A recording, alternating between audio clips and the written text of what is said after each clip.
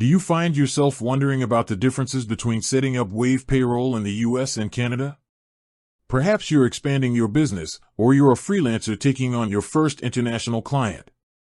Don't worry, we're here to help you navigate the process. While Wave Payroll provides a user-friendly experience, there are some key distinctions to be aware of when it comes to taxes, compliance, and other country-specific requirements. First, let's talk about the biggest difference: payroll taxes. In the U.S., you're dealing with federal and state income taxes, FICA taxes, which include Social Security and Medicare, and federal and state unemployment taxes. In Canada, it's a bit different.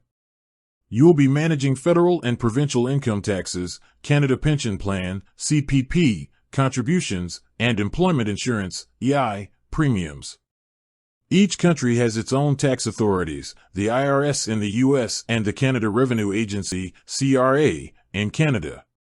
System is primarily governed by federal law, with states adding their own specific rules. In Canada, it's the reverse.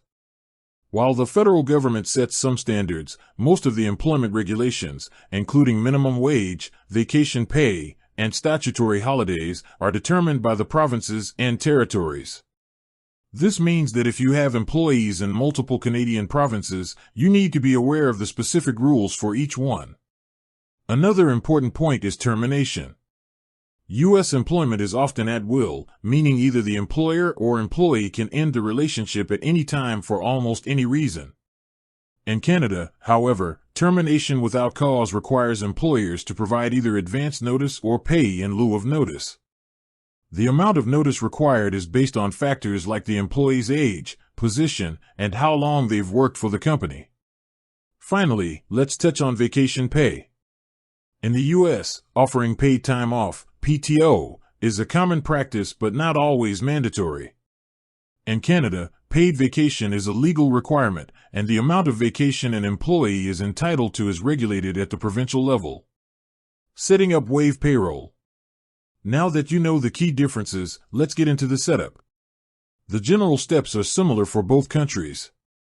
Gather information. You'll need your business's legal name, address, and your tax ID, either a U.S. Employer Identification Number, EIN, or a Canadian Business Number, BN.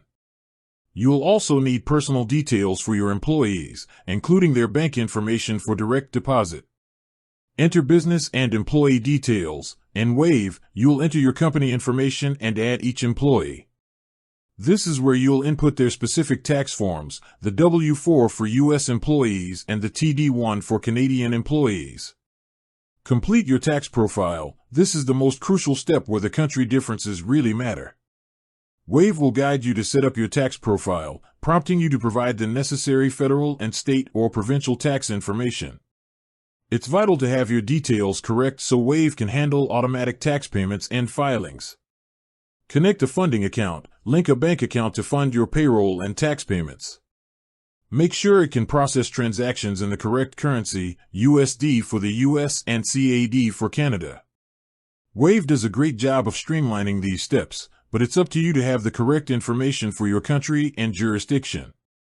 Don't be afraid to use their support articles if you get stuck. With that said, thanks for watching, and until next time.